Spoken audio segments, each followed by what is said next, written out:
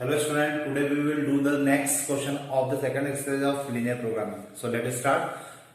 हम लोग 4 क्वेश्चन कर चुके थे. आज हमें क्वेश्चन नंबर 5 करना है और ये जो क्वेश्चन है ये भी एक वर्ड प्रॉब्लम है जिसको आपको सॉल्व कर आपको कंस्ट्रेंट क्रिएट करना है. कंस्ट्रेंट क्रिएट करने के बाद हम लोग उसके ग्राफ प्लॉट करेंगे.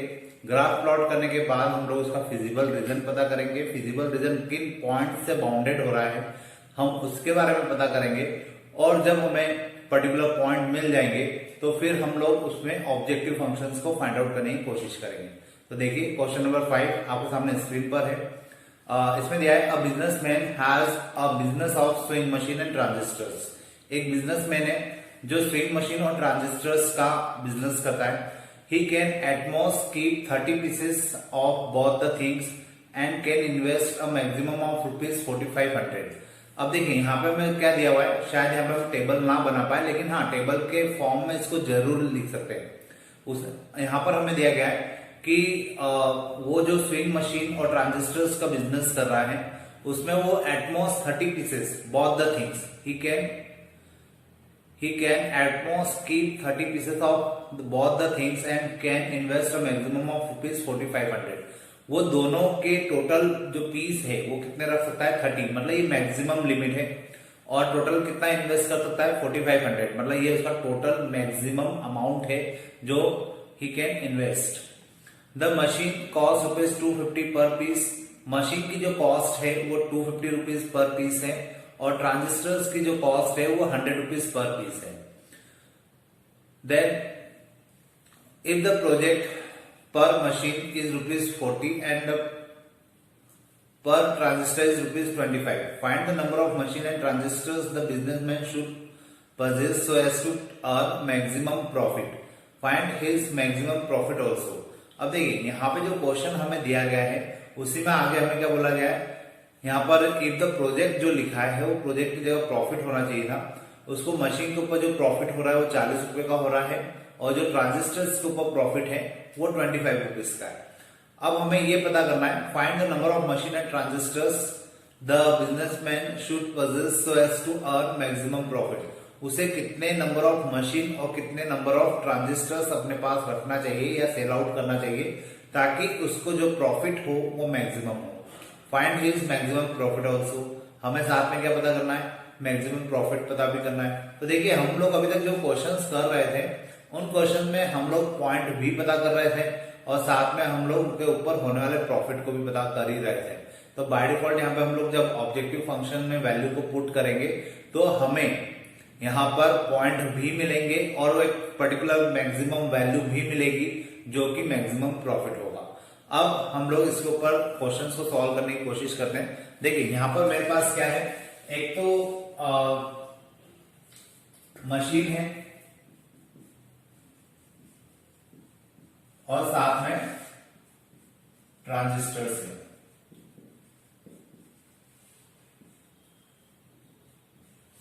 अब यहां पर मैं बोला गया है क्वांटिटी. तो अगर मैं मान लू कि मैं जो मशीन को परचेज कर रहा हूं, ठीक है, मशीन को जो मैं मतलब नंबर ऑफ मशीन्स जो मेरे पास है वो X है और ट्रांजिस्टर्स मेरे पास Y है. अब इनकी जो मैक्सिमम क्वांटिटी है नंबर ऑफ पीसेस के फॉर्म में, मतलब मैं कितने पीसेस इसको रख सकता हूं, टोटल 30 पीसेस, मतलब यहाँ पे मेरे पास 30 क्या होगा, मैक्सिमम मेरे पास क्वांटिटी होगी जो मैं रख सकता हूं, उससे ज्यादा नहीं. मतलब इन दोनों का जो सम आएगा वो 30 या इससे छोटा आना चाहिए. वो अपन जब कंस्ट्रेंट क्रिएट करेंगे तब इस बारे में बात करेंगे. उसके बाद हमें बोला गया है कि वो टोटल कितना अमाउंट यहाँ पर इन्वेस्ट कर सकता है 4500 का. तो देखिए इसके ऊपर जो कॉस्टिंग है और इसके ऊपर जो कॉस्टिंग है, हम कॉस्ट की बात कर लेते हैं. मतलब मशीन की जो कॉस्ट है वो हमें कितनी दी गई है, द मशीन कॉस्ट ₹250 पर पीस एंड ट्रांजिस्टर कॉस्ट ₹100. मतलब इसकी कॉस्ट हमें दी गई 250 और इसकी कॉस्ट दी गई 100 और टोटल जो कॉस्ट है वो 4500 से ज्यादा नहीं है. मतलब यहाँ पर हमें बोला गया है कि वो ₹4500 से ज्यादा इन्वेस्ट नहीं कर सकता. अब 4500 से ज्यादा इन्वेस्ट नहीं कर सकता तो इसका जो कंस्ट्रेंट बनेगा वो भी ऑब्वियस है कि इन दोनों का जो सम आएगा वो 45 या 45 से कम आना चाहिए. देन इफ द प्रॉफिट पर मशीन इज ₹40। अब उन्होंने बोला है कि जो प्रॉफिट है मशीन के ऊपर, मतलब यहाँ पे प्रॉफिट के लिए भी लिख लेते हैं अपन। प्रॉफिट जो है वो मशीन के ऊपर ₹40 का है और जो ट्रांजिस्टर है उसमें ₹25 का है। मतलब यहाँ ₹40 का प्रॉफिट हो रहा है और ₹25 का यहाँ पे प्रॉफिट हो रहा है। अब इसके बाद हम लोग यहाँ पे कंस्टेंट क्रिएट करने की कोशिश करते हैं। तो देखिए, अगर मैं कंस्टेंट क्रिएट करता हूं तो उस कंडीशन में क्या होगा कि क्वांटिटी जो है वो x और y 30, मतलब यहाँ पर क्वांटिटी अगर हम लोग बात करें तो x प्लस वाई जो है वो 30 या 30 से कम होना चाहिए, मतलब यहाँ पे लेस देन इक्वल टू 30 आएगा। समझ में आ रहा है? क्योंकि यहाँ पर हमें क्या करना है, दोनों की टोटल क्वांटिटी हम या तो 30 के इक्विवेलेंट जा सकते हैं या 30 से कम रख सकते हैं। 30 से ज्यादा क्वांटिटी हमारे पास अवेलेबल नहीं है। उसके बाद हम लोग बात करते हैं कॉस्ट की। अब अगर हमने एक्स मशीन खरीदी है तो उसकी कॉस्ट पर मशीन की कॉस्ट के बेसिस पर ₹250 पर मशीन की कॉस्ट है। तो एक्स मशीन की कॉस्ट कितनी हो जाएगी, यहां हो जाएगा 250x प्लस, अब अगर हमने y ट्रांजिस्टर्स परचेज किए हैं तो 100 ट्रांजिस्टर्स की जो कॉस्ट होगी वो हो जाएगी 100y less than equal to 4500। क्योंकि जो बिजनेसमैन है वो मैक्सिमम कितना इन्वेस्ट कर सकता है, 4500। तो यहाँ पर हम लोग क्या लिखेंगे, 4500। अब यहाँ पर भी लेस देन का साइन आएगा। लेस देन का साइन क्यों आएगा, क्योंकि इन दोनों की जो कॉस्ट है मिलाकर वो या तो 4500 होना चाहिए या इससे कम होना चाहिए, इससे ज्यादा नहीं हो सकती। इसके बाद अब ये जो प्रॉफिट वाला है ये हमारे लिए क्या बन जाएगा, मैक्सिमम या मिनिमम वैल्यू फाइंड आउट करने का तरीका। तो ये है 40। अगर हमने एक्स मशीन परचेज की है तो उसमें प्रॉफिट कितने रुपीज का हो जाएगा, 40x का, प्लस ट्रांजिस्टर पर अगर हमने y परचेज किए हैं और पर ट्रांजिस्टर पर हमें 25 रुपीज का प्रॉफिट होता है, तो यहाँ पर 25y हमारे लिए क्या हो जाएगी, प्रॉफिट की इक्वेशन हो जाएगी। तो इस प्रकार से हम लोग क्या कर सकते हैं, यहाँ पर हम लोग कंस्टेंट क्रिएट कर सकते हैं और इन दो कंस्टेंट के साथ एक डिफॉल्ट कंस्टेंट भी होता है जो हम लोग हमेशा लिखते हैं x, y greater than equal to 0। तो ये जो पूरा स्ट्रक्चर है ये अगर आप लोग बना लेते हैं तो आपको यहाँ पे लिखना काफी इजी हो जाएगा। अब देखिए, इसमें हम लोग एक चीज और ऐड कर देते हैं, मैं यहीं पे लिख देता हूं लेट। ये आपको लिखना होगा हमेशा हर क्वेश्चन में। मैं किसी किसी क्वेश्चन में लिखना भूल जाता हूं क्योंकि मैं आपको वर्बली बता देता हूं, लेकिन आपको एग्जाम में लिखना है let number of machine is x, number of transistors equal to y। ये आपको बताना पड़ेगा कि x क्या कंसिडर किया गया है और y क्या कंसिडर किया गया है। तो जब आप ये चीज देंगे तो उसके बाद हम लोग कंस्ट्रेंट क्रिएट कर पाएंगे। तो ये आपका इतना टास्क है जो आपको पहले क्वेश्चन स्टार्ट करने से पहले करना है ताकि आप लोग कंस्ट्रेंट को प्रॉपरली क्रिएट कर सके।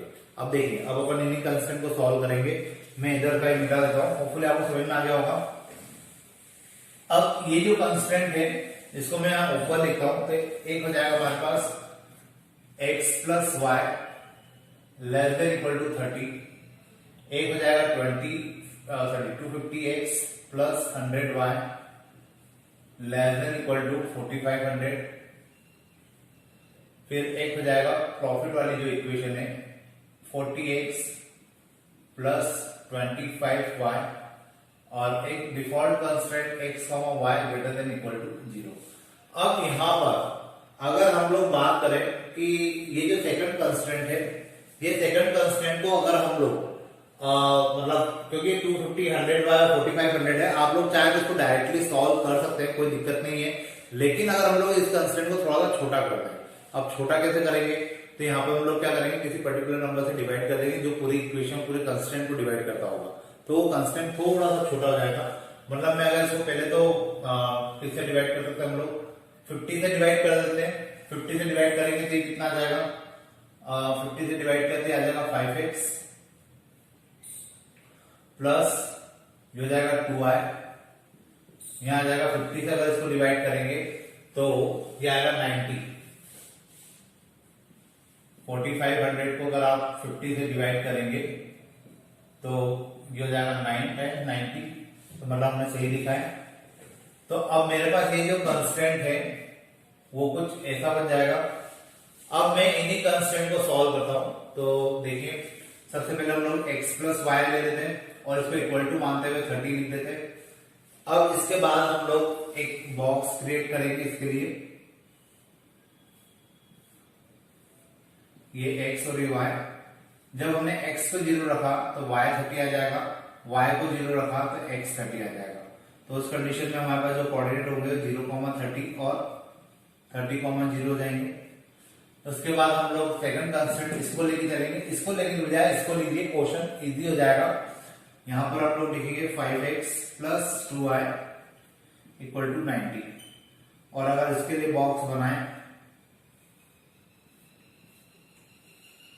यहाँ आ जाएगा x, यहाँ आ जाएगा y। x को 0 रखा तो यह y आ जाएगा 45, y को 0 रखा तो x आ जाएगा यहाँ पर 18।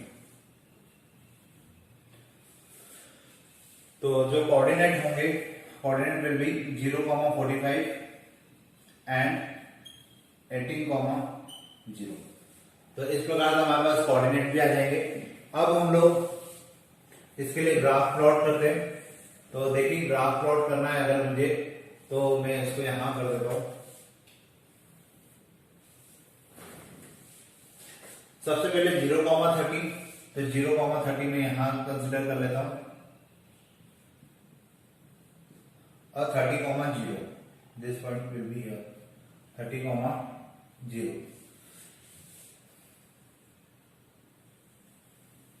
ये लाइन कुछ ऐसे जाएगी। उसके बाद 0,45 ये पॉइंट यहां आ जाएगा और 18,0 ये पॉइंट यहां आ जाएगा। ये लाइन कुछ इस प्रकार से बनेगी। मैं आपको शुरू के सारे क्वेश्चन से बोलता आ रहा हूं कि आप लोग जब भी लाइन प्लॉट करेंगे, ग्राफ पे प्लॉट करेंगे, तो वहां पे आपकी लाइन पूरी प्रॉपर परफेक्टली एक स्ट्रेट लाइन बनेगी। अभी मैं जो लाइन प्लॉट कर रहा हूं वो प्लेन पेज पर है, प्लेन स्क्रीन पर है, तो हो सकता है थोड़ा सा आगे पीछे हो सकता है 30। और यहां पर जाएगा 5x plus 2y equal to 90। Exam में जब भी आप क्वेश्चंस करेंगे, आपको एक प्रॉपर यहाँ पे लाइन की इक्वेशन भी लिखना है, कोऑर्डिनेट भी लिखना है। जैसे मैंने इसके कोऑर्डिनेट अभी लिखे नहीं थे, अब मैं लिख देता हूँ। ये हो जाएगा 18,0 एंड ये हो जाएगा 0,45। अब मुझे ये देखना है कि मेरा जो ग्राफ है, मतलब जो शेडेड एरिया है, वो किस किस डायरेक्शन में आ रहा है। तो हम लोग एक तो लिखते हैं x plus y less than 30, 0,0 रखा हमने यहाँ पर, तो 30, ये हो जाएगा 0, 30। कंडीशन यहाँ पे क्या है, ट्रू है। तो कंडीशन अगर ट्रू है तो मतलब इधर कौन सा एरिया शेडेड होगा, नीचे की तरफ का। अब उसके बाद हम लोग सेकंड में रखते हैं, मतलब मैं 5x plus 2y less than 90। अगर मैंने यहाँ पे 0 रखा तो कंडीशन अभी भी ट्रू है। अब कंडीशन अगर अभी भी ट्रू है तो उस कंडीशन में हम लोग क्या करेंगे, इसमें भी नीचे की तरफ का ही एरिया पॉइंट आउट करेंगे। तो ये वाला जो एरिया होगा ये कॉमन होगा दोनों के लिए, तो हमें ये पॉइंट निकालना पड़ेगा। और ये पॉइंट निकालने के लिए हमें दो लाइन का इंटरसेक्शन निकालने की जरूरत पड़ेगी। दो लाइन का इंटरसेक्शन निकालना है तो हम लोग x plus y equal to 30 और 5x plus 2y equal to 90 की बात करते हैं। ऊपर वाली इक्वेशन में हम लोग 2 का मल्टीप्लाई कर देते हैं, 2x plus 2y equal to 60, 5x plus 2y equal to 90। Minus किया अगर हमने इसको तो ये कैंसिल हो जाएगा, -3x equal to -30, x equal to हो जाएगा 10। x की वैल्यू आ रही 10। अब अगर x की वैल्यू 10 है तो उस कंडीशन में हम लोग क्या कर सकते हैं, y की वैल्यू भी निकाल सकते हैं। y आ जाएगा 20। मतलब ये जो पॉइंट होगा ये हो जाएगा 10,20। अब फाइनली मुझे क्या करना है, मुझे केवल अब ये जो कंस्ट्रेंट है जो ये निकले हैं, एक तो ये वाला पॉइंट, एक ये पॉइंट, एक ये पॉइंट और एक ये वाला पॉइंट 0,0, मुझे इन चारों कंस्ट्रेंट को कहां रखना है, ऑब्जेक्टिव फंक्शन में। और जब मैं इनको ऑब्जेक्टिव फंक्शन में रखूंगा तो मैं जस्टिफाई कर पाऊंगा कि किस पर्टिकुलर पॉइंट के ऊपर मुझे मैक्सिमम प्रॉफिट होने वाला है और वो पॉइंट कौन से होंगे। तो मैं अब इस साइड का ये मिटा देता हूं, तो मैं आपको करके बता पाऊंगा कैसे हमें क्वेश्चंस करना है।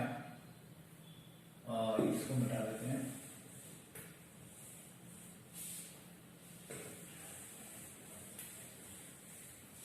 यहां पर 25 आया था, 25y। अब देखिए मेरे पास 4 पॉइंट कौन से, 0, 0, 18,0, 10, 20 और 0, 30।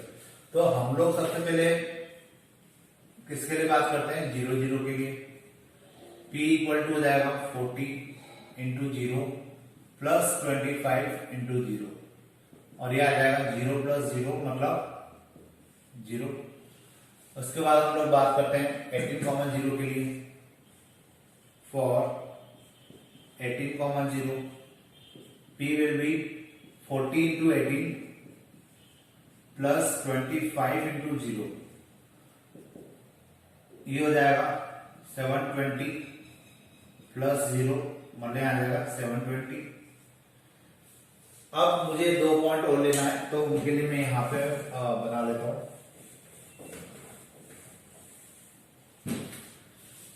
18,0 हो गया था, अब हम लोग 10,20 ले लेते हैं। फॉर 10,20 प्रॉफिट की जो इक्वेशन है वो 40x प्लस 25y है, तो मैं यहां लिखता हूं P equal to 40x plus 25y, और इसमें वैल्यू पुट कर दे अगर हम लोग, तो हो जाएगा 40 into 10 plus 25 into 20।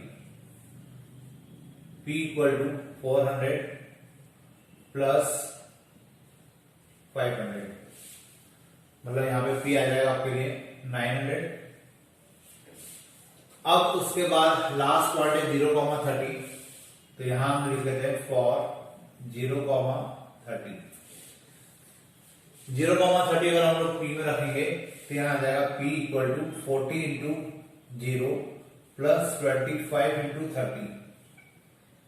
This is 0 and 25 750, so P will be 750।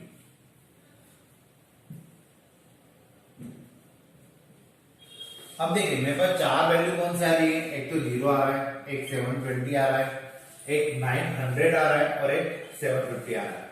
तो ये जो 4 वैल्यू मेरे पास आ रही है, इन 4 वैल्यू में से आप कौन से पॉइंट को मैक्सिमम मानते हैं। ऑब्वियस है कि 900 होगा, तो 900 मेरा मैक्सिमम प्रॉफिट हो जाएगा, मैक्सिमम प्रॉफिट। अब उन्होंने हमसे पूछा था कि मैक्सिमम प्रॉफिट के साथ वो कौन से पॉइंट होंगे, मतलब नंबर ऑफ मशीन्स और नंबर ऑफ ट्रांजिस्टर्स कितने होना चाहिए। तो ये हमारे मैक्सिमम क्वांटिटी हो जाएगी, ठीक है। तो इस प्रकार से मेरा आंसर हो जाएगा। और अगर आपको इस आंसर को प्रॉपरली मेंशन करना है तो ये आपको लिखना पड़ेगा। तो देखिए हम लोग क्या लिख सकते हैं इसको, नंबर ऑफ मशीन ये हो जाएगा 10, नंबर ऑफ ट्रांजिस्टर्स ये हो जाएगा 20, और मैक्सिमम प्रॉफिट जो होगा ये हो जाएगा 900 रुपीज 900। क्वांटिटी के साथ यूनिट भी लिखना जरूरी होता है, रुपीज 900। तो ये मेरा पूरा प्रॉपर आंसर हो जाएगा। और ये आंसर आपको लिख के भी आना है, क्योंकि कितनी बार स्टूडेंट क्या करते हैं कि केवल इसको सॉल्व कर देते हैं, लेकिन उसको मेंशन नहीं करते कि प्रॉफिट कितना आ रहा है या कौन से पॉइंट के ऊपर आ रहा है। प्रॉफिट मेंशन कर देते हैं लेकिन पॉइंट नहीं लिखते। तो आपको इन चीजों का ध्यान रखना है और इस प्रकार से आपको क्वेश्चन पूरा कंप्लीट करना है। होपफुली आपको ये मेथड और ये क्वेश्चन समझ में आ रहे होंगे। अब ज्यादा क्वेश्चन नहीं है इसमें, थोड़े और क्वेश्चन है जो मैं आपको आने वाले कुछ जो वीडियो लेक्चर्स हैं उसमें उनको एक्सप्लेन कर दूंगा। Today we will do some more questions on the second exercise of linear programming. So let start. देखिए हम लोग चार क्वेश्चन कर चुके थे और चारों क्वेश्चंस में हम लोगों ने क्या किया था, एक वर्ड प्रॉब्लम हमें गिवन थी और उस वर्ड प्रॉब्लम के ऊपर हमने क्वेश्चंस के कंस्ट्रेंट क्रिएट किए थे और कंस्ट्रेंट क्रिएट करने के बाद हमने उन्हीं कंस्ट्रेंट के बेसिस पर एक ग्राफ प्लॉट किया था। उसके बाद हमने फिजिबल रीजन फाइंड आउट किया। फिजिबल रीजन जिन पर्टिकुलर कोऑर्डिनेट्स के साथ आ रहा था उन कोऑर्डिनेट्स को हमने ऑब्जेक्टिव फंक्शंस के अंदर रखा था और उस प्रकार से हमें क्या मिला था, एक पर्टिकुलर पॉइंट मिला था जिस पॉइंट के ऊपर हम लोग बता पा रहे थे कि कोई फंक्शन या तो मैक्सिमम है या तो मिनिमम है। अब वही प्रोसेस हमें आज जो क्वेश्चन हम लोग करने वाले हैं उसमें फिर से करना है। तो देखिए जो क्वेश्चन नंबर 4 जो है, इसके पहले हम लोग 3 क्वेश्चन कर चुके थे। क्वेश्चन नंबर 4 जो है उसको हम लोग देखते हैं। आप लोग क्वेश्चन स्क्रीन पर भी देख सकते हैं। A tailor goes to the market to purchase buttons. एक टेलर मार्केट जाता है बटन परचेज करने के लिए। ही नीड एटलीस्ट 20 लार्ज बटन एंड एटलीस्ट 30 स्मॉल बटन। उसको जो बटन की रिक्वायरमेंट है वो लार्ज बटन की है, कम से कम 20 बटन, एटलीस्ट 20 बटन मतलब 20 या उससे ज्यादा। देन एटलीस्ट 30 स्मॉल बटन, उसको जो स्मॉल बटन की रिक्वायरमेंट है वो कितनी है, 30 बटन या उससे ज्यादा। The shopkeeper sells button in 2 form, box and cards. अब जो शॉपकीपर है वो बटन को 2 तरीके से सेल आउट करता है। फर्स्ट है उसका बॉक्स के फॉर्म में और कार्ड्स के फॉर्म में। A box contain 10 large and 5 small buttons। अगर वो बॉक्स को परचेस करता है, मतलब जो टेलर है अगर वो बॉक्स को परचेस करता है तो उसको एक बॉक्स के अंदर 10 लार्ज बटन मिलेंगे और 5 स्मॉल बटन मिलेंगे। जबकि अगर वो कार्ड परचेस करता है तो उस कंडीशन में उसको 2 लार्ज बटन मिलेंगे और 5 स्मॉल बटन मिलेंगे। Find the most economical way in which the tailor should purchase the button if a box costs rupees 2.50 and card rupees 1.00 only। मतलब यहाँ पर हमें क्या करना है कि हमें उन्होंने दिया है कि अगर बॉक्स को परचेज किया जाए तो एक बॉक्स की जो कीमत है, जो कॉस्ट है वो 2.50 है, जबकि जो कार्ड है उसकी कॉस्ट 1 रुपीज है। तो हमें मोस्ट इकोनॉमिकल वे बताना है। मोस्ट इकोनॉमिकल वे मतलब कि जो टेलर है उसको बटन्स भी ज्यादा मिल जाए या उसकी जो रिक्वायरमेंट है वो भी फुलफिल हो जाए, साथ में उसको जो अमाउंट है वो भी कम से कम देना पड़े। मतलब यहाँ पे जो हमारा ऑब्जेक्टिव फंक्शन बनेगा वो फंक्शन बनेगा किसके लिए, रुपीज के लिए, और उस रुपीज के बेसिस पर हम लोग क्या करेंगे, ऑब्जेक्टिव फंक्शंस को क्रिएट करेंगे। तो देखिए अब हम लोग वापस से स्टार्टिंग से देखते हैं एक बार। A tailor goes to the market to purchase button, he need एटलीस्ट 20 लार्ज बटन। उसको बटन की जो रिक्वायरमेंट है 20 लार्ज बटन की रिक्वायरमेंट है और साथ में उसको 30 स्मॉल बटन की रिक्वायरमेंट है। 30 स्मॉल बटन, ये है एटलीस्ट क्वांटिटी। एटलीस्ट क्वांटिटी का मतलब मैं वापस बता दूं कि 30 या 20 बटन तो उसको चाहिए ही चाहिए। उससे ज्यादा की बटन अगर उसकी फुलफिल होती है तो उसके लिए प्रॉफिट है, या मैं यूं कहूं कि उससे ज्यादा भी बटन उसको मिल जाएंगे तो चलेगा, लेकिन कम नहीं होना चाहिए। अब उसके बाद 2 टाइप के तरीके से बटन को परचेज किया जा सकते हैं। एक तो है बॉक्स टाइप का और एक है कार्ड टाइप का। अब जो बॉक्स टाइप का है उसमें हमें क्या बताया गया है कि जो बॉक्स टाइप का वो थिंग जो भी है वो परचेज करता है तो उसमें 10 लार्ज बटन मिलेंगे। मतलब यहाँ पे लार्ज वाला जो कंसेप्ट है वो हो जाएगा 10, और कार्ड की बात करें तो 10 लार्ज बटन मिलेंगे और 5 स्मॉल बटन मिलेंगे। तो स्मॉल के लिए मैं यहां लिख देता हूं 5 बटन मिलेंगे। फिर अगर वो कार्ड परचेज करता है and a card contain 2 large button and 5 small button. 2 large button means we can write over here and 2 large button and 5 small buttons, तो 5 यहां पे आ जाएगा। तो देखिए अब बॉक्स खरीदने पर उसको 10 लार्ज बटन मिल रहा है और 5 स्मॉल बटन मिल रहा है, जबकि बॉक्स खरीदने पर 10 और 5 का कॉम्बिनेशन है और कार्ड खरीदने पर 2 और 5 का कॉम्बिनेशन है। तो हमने 2 और 5 यहां लिख दिया। अब लार्ज बटन की जो क्वांटिटी है वो 20, एटलीस्ट 20 तो होना ही चाहिए। तो हम लोग मान लेते हैं let tailor should purchase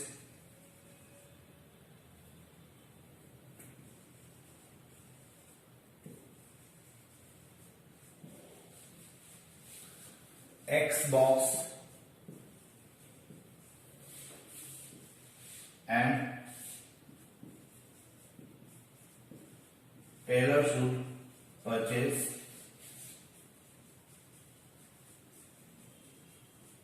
Y cards। अब देखिए हमने तो ये कंसीडर कर लिया कि वो कितने बॉक्स खरीदेगा, X बॉक्स खरीदेगा, तो मैंने यहां पे लिख दिया X, और मैंने ये मान लिया कि वो कितने कार्ड खरीदेगा, इसको मैंने मान लिया Y। तो अब इस बेसिस पर मेरी जो इक्वेशन बनना चाहिए तो वो क्या बनेगी। तो मान लीजिए अगर उसने बॉक्स खरीदा है तो उसमें कितने लार्ज बटन आएंगे 10, और उसको हम लोगों ने अगर X बॉक्स खरीदे हैं तो ये इक्वेशन जो बनेगी ये बनेगी 10X प्लस, अब अगर 10X उसका मतलब अगर उसने बॉक्स खरीदा है तो उसमें 10 लार्ज बटन आ रहे हैं, जबकि अगर उसने कार्ड खरीदा है और Y कार्ड खरीदे हैं तो उसमें 2 ही लार्ज बटन आ रहे हैं। तो अगर Y कार्ड उसने परचेस किए हैं तो उसमें कितने बटन हमें मिलेंगे 2, तो 2Y। अब ये जो क्वांटिटी है ये क्या होना चाहिए 20 या 20 से ज्यादा, मतलब मुझे यहाँ पर जो कंस्टेंट यूज करना होगा वो ग्रेटर देन इक्वल टू होगा और यहाँ आ जाएगा 20, मतलब इन दोनों की क्वांटिटी क्या होना चाहिए 20 या 20 से ज्यादा होना चाहिए। क्लियर है। अब वैसे ही स्मॉल बटन्स की बात करें तो स्मॉल बटन में हमारे पास हमने कितने बॉक्स खरीदे X, और क्वांटिटी कितनी आ रही है बॉक्स के अंदर 5, so we can right 5X। इसके बाद हम लोग बात करते हैं कार्ड की, तो कितने कार्ड खरीदे हमने Y, और उसके अंदर क्वांटिटी कितनी आ रही है again 5, so we can write 5Y। अब इन दोनों की जो क्वांटिटी है, मतलब इन दोनों को अगर हम लोग प्लस करें तो इनकी जो क्वांटिटी है वो 30 या 30 से ज्यादा होना चाहिए, so we can write greater than equal to 30। अब इसके बाद उन्होंने हमें बोला है कि अगर हम लोग प्रॉफिट की बात करें तो जो प्रॉफिट हो रहा है आप स्क्रीन पे भी देख सकते हैं, यहाँ पर जो कॉस्ट है बॉक्स की, प्रॉफिट है सॉरी यहाँ पे कॉस्ट की बात हो रही है, जो बॉक्स की कॉस्ट है वो 2.50 है, इसकी कॉस्टिंग है 2.50 और इसकी कॉस्टिंग है ₹1।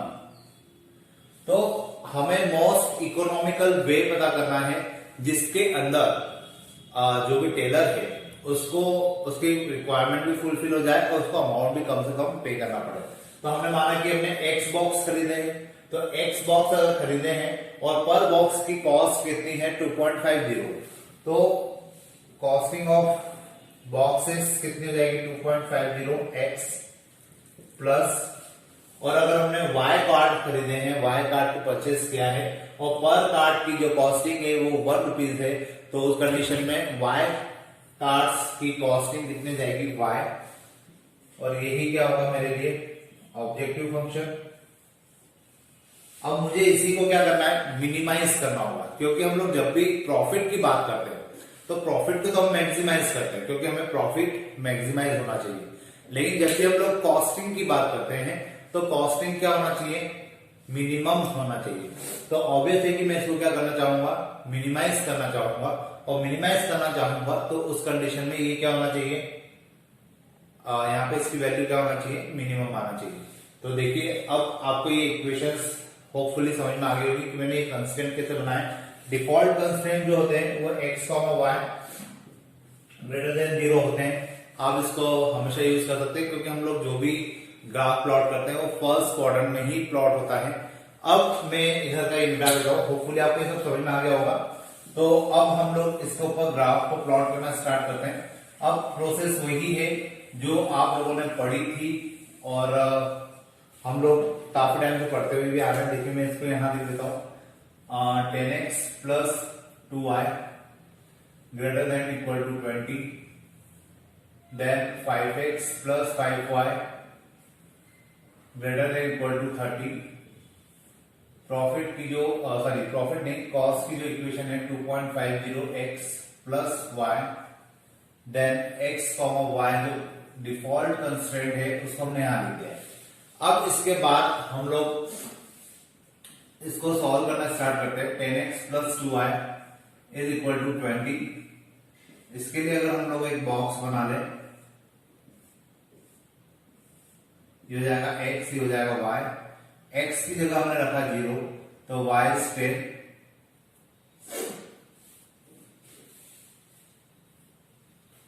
y की जगह हमने रखा 0, देन इट विल बी 2। मतलब मेरे पास जो कोऑर्डिनेट होंगे वो 0,10 और 2,0 हो जाएंगे।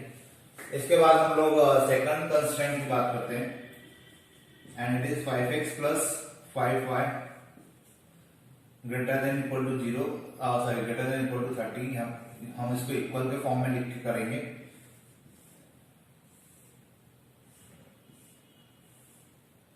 This is x and y। अब अगर x की जगह 0 रखा तो y will be 6 and y की जगह 0 रखा तो x will be 6, means we have 0,6 and 6,0। अब इसके बाद हम लोग क्या कर सकते हैं, इसके बाद हम लोग अब ग्राफ प्लॉट करेंगे। तो ग्राफ प्लॉट करने से हमें आइडिया लग जाएगा कि हमारा जो फिजिबल रीजन है वो किस साइड आ रहा है। तो देखिए लास्ट कुछ लेक्चर्स में मैंने आपको कहा भी था कि फिजिबल रीजन प्लॉट जब हम लोग ऐसे प्लेन पेज पे करते हैं तो दिक्कत होती है कि हम लोग श्योर नहीं होते। जब आप लोग ग्राफ पे इन्हें प्लॉट करेंगे तो आप लोग के पास एक्यूरेट आंसर आएंगे। मेरा आंसर शायद थोड़ा सा आगे पीछे हो सकते हैं, हमेशा नहीं होगा, लेकिन क्योंकि यहाँ पे ग्राफ प्लॉट करने में थोड़ा सा प्रॉब्लम होता है। कभी हमारे पास 3 कंस्ट्रेंट होते हैं तो फिर हम लोग जज नहीं कर पाते कि कौन सा पॉइंट कहां पर कट हो रहा है। लेकिन जब आप इसको ग्राफ पे प्लॉट करेंगे तो आपके साथ ये इश्यू नहीं होगा। देखिए अपन इसको करते हैं 0,10 में यहां कंसिडर कर लेता हूं एंड 2,0, दिस इज 2,0। तो जो लाइन है वो कुछ ऐसे प्लॉट हो जाएगी। मैं इसके कोऑर्डिनेट भी लिखी इक्वेशन भी लिखी देता हूं, 10x plus 2y equal to 20। अब उसके बाद 0,6 यहां मान लेते हैं और 0,6 एक यहां आ जाएगा 6,0, सॉरी। तो ये लाइन कुछ ऐसे प्लॉट हो जाएगी और इसकी इक्वेशन हो जाएगी 5x plus 5y equal to 30। अब मुझे ये पता करना है कि कहां पे हमारा जो शेडेड एरिया है वो कंसिडर होगा। तो देखिए हम लोग 1 बाय 1 एक एक इक्वेशन ले लेते हैं। सबसे पहले हमने लिया 10x plus 2y greater than equal to 0, then x का 0 रखा तो 0 plus 0 greater than equal to 0, sorry 0 नहीं आएगा यहाँ पे, यहाँ 20 आएगा। और यहाँ पे कंडीशन क्या है, फॉल्स हो रही है। तो क्योंकि 0 20 से बड़ा तो होता नहीं है, तो ऑब्वियस है कि इस लाइन के लिए जो कंस्ट्रेंट जो शेडेड एरिया है वो ऊपर की तरफ जाएगा, क्योंकि हमने इस लाइन के इस साइड का पॉइंट रखा है। अब हम लोग बात करते हैं सेकंड कंस्ट्रेंट की, that is 5x plus 5y greater than equal to 30। यहां 0 रखा, यहां 0 रखा, greater than equal to 30 and it is again false condition. और अगर ये फॉल्स कंडीशन है तो उस कंडीशन में इसका भी जो शेडेड एरिया होगा ये बाहर की तरफ जाएगा। तो अगर हम लोग दोनों के लिए ही बात करें तो दोनों ही एरिया क्या हो रहे हैं, शेडेड बाहर की तरफ जा रहे हैं। मतलब इसका जो एरिया है ये बाहर की तरफ जा रहा है और इसका जो एरिया है ये भी बाहर की तरफ जा रहा है। मतलब अगर हम लोग कंसिडर करें तो ये एरिया जो कि आपका क्या होगा, शेडेड होगा, और ये जो एरिया है ये अनबाउंडेड रीजन होगा। और अनबाउंडेड रीजन होने के कारण हमें क्या करना पड़ेगा, इसके कंस्ट्रेंट में ये तीनों पॉइंट 6,0, एक ये पॉइंट हम अभी निकाल देते हैं, एक ये पॉइंट और एक ये पॉइंट हमें काम कर रखना होंगे। इनके कंस्ट्रेंट में रखकर पहले सेटिस्फाई करना होंगे कि क्या ये तीनों पॉइंट कंस्ट्रेंट को सेटिस्फाई कर पाते हैं या नहीं कर पाते। अगर ये कंस्ट्रेंट को सेटिस्फाई करेंगे तो हम लोग बाउंडेड रीजन निकाल पाएंगे, सॉरी अनबाउंडेड रीजन में हम लोग पता कर पाएंगे कौन से पॉइंट पे मिनिमम है, कौन से पॉइंट पे मैक्सिमम है। तो पहले मैं ये पॉइंट निकाल लेता हूं। ये पॉइंट निकालने के लिए हम लोग क्या कर सकते हैं, यहाँ पर हम लोग लिखेंगे 10x + 2y = 20 और एक और है हमारे पास 5x + 5y = 30।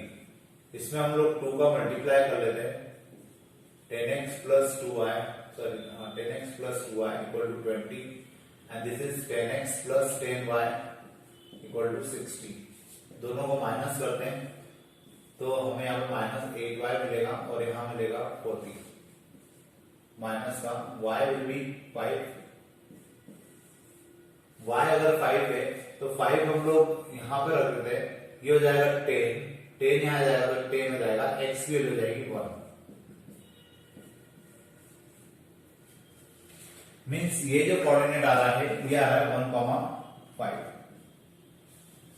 अब अगर ये 1,5 है तो अब हमें ये 3 कोऑर्डिनेट कहां पर रखना होंगे, हमारा जो 2 कंस्टेंट है इसके अंदर रखना होंगे ताकि हम लोग जस्टिफाई कर सके कि ये 3 पॉइंट ऑब्जेक्टिव फंक्शन में रख पाएंगे। तो देखिए मैं नीचे का मिटा देता हूं, होपफुली आपको समझ में आ गया है। इसके आगे का करने के लिए थोड़ा मुझे मिटाना पड़ेगा। सबसे पहले हम लोग 0, 10 की बात करते हैं और 0, 10 हम रखते हैं फर्स्ट कंस्टेंट में। तो फॉर 0, 10 ये हमने रखा 10x + 2y > 20 के अंदर, तो यहाँ पर आ जाएगा 10 × 0 + 2 × 10 20 20 कंडीशन ट्रू है। फिर हम लोग बात करते हैं 0, 10 के बाद 1,5 की। For 1,5 10x + 2y > 20। यहां पर x की जगह आ जाएगा 1 + 2 × 5 > 20, ये हो जाएगा 10 और ये हो जाएगा अगेन 10। कंडीशन अभी भी ट्रू है। फिर हम लोग बात करते हैं इस पॉइंट से 6,0 for 6,0 10x + 2y > 20 10 × 6 + 2 × 0 20 this is 60 and again condition is true। मतलब यहाँ पे जो फर्स्ट कंस्ट्रेंट है वो तीनों कोऑर्डिनेट को सेटिस्फाई कर रहा है। अब हम लोग इन तीनों ही कोऑर्डिनेट को सेकंड कंस्ट्रेंट में भी रख के एक बार चेक कर लेते हैं। For 0, 10 5x + 5y > 30 5 × 0 + 5 × 10 > 30 that is 50। condition is again true। now for 1,5 5x + 5y > 30। यहां पर अगर मैं 5 में क्या रखूं, मल्टीप्लाई 1 + 5 × 5 and this is 5 + 25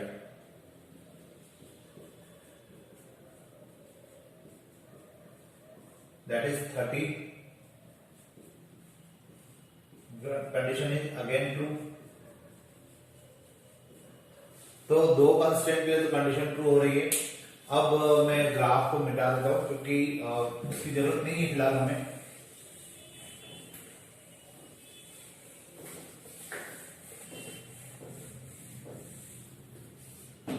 इसके बाद हमें अभी एक और देखना बाकी है फॉर 6,0 और जो सेकंड कांस्टेंट है वो है 5x plus 5y greater then 30, 5 into 6 plus 5 into 0 30, और यहाँ पे अगेन 30 आ रहा है, मतलब कंडीशन अभी भी ट्रू है। तो देखिए यहाँ पे हमने क्या चेक किया कि सारे कंस्टेंट, मतलब दोनों कंस्टेंट में ये तीनों पॉइंट क्या हो रहे हैं, सेटिस्फाई हो रहे हैं। मतलब मैं यहाँ पे भले रीजन अनबाउंडेड है, लेकिन मैं प्रॉफिट या जो कॉस्ट की इक्वेशन है, मतलब ऑब्जेक्टिव फंक्शन है, उसको मैं यहाँ पे सॉल्व कर सकता हूँ और वैल्यू निकाल सकता हूँ। तो मेरे पास है ये p equal to 2.50 x plus y. इसमें हम लोग सबसे पहले रखेंगे फॉर 0,10, तो p हो जाएगा 2.50 into 0 plus 10, that is 10 only. Now for 1,5 p will be 2.50 into 1 plus 5, and that is 2.50 plus 5 means 7.50.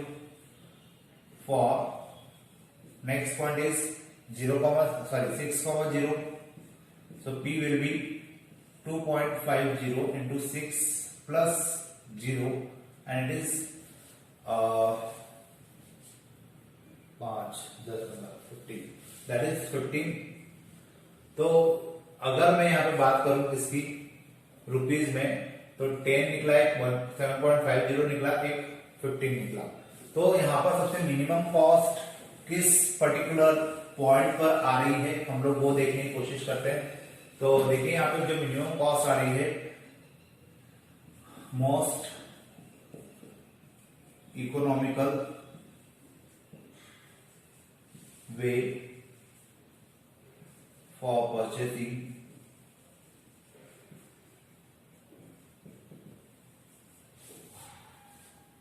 is rupees, कितना है यहाँ पर 7.50 at 1,5, मतलब यहाँ पे उसको कितने बॉक्स खरीदना होंगे, box equal to 1 and card will be 5, मतलब उसको एक बॉक्स खरीदना चाहिए और उसी के साथ उसको 5 कार्ड खरीदना चाहिए। तो क्या होगा, उसकी जो विशेष है वो भी फुलफिल हो जाएगी, उसकी जो इच्छा है, वो रिक्वायरमेंट है, वो फुलफिल हो जाएगी। साथ में उसको बहुत सस्ता पड़ेगा, इससे ज्यादा सस्ता उसको नहीं पड़ेगा। होपफुली आपको ये क्वेश्चन समझ में आया होगा। अब इसी टाइप के कुछ और क्वेश्चन हम लोग आने वाले वीडियो लेक्चर्स में करेंगे। आज के लिए इतने रखते हैं। Thank you.